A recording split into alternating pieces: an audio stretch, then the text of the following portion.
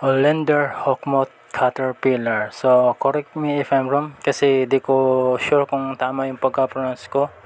Hollander Hockmoth Caterpillar. So, yun ang pangalan niya sa base sa Google. Madami siyang variety na kulay. Ito green to siya pero nabugbog siguro to siya nung nagtitrim yung kasama ko ng halaman. Kasi common to sila sa magigreen na mga damo na gumagapang. So, lumalabas to sila pag ang season ay tag-ulan kasi nagpapadami to sila o kumakain ng mga dahon. So, malimit to nakikita sa mga gabi. Yan. So, alam nyo na yung pangalan nito. Hollander Hockmoth Caterpillar.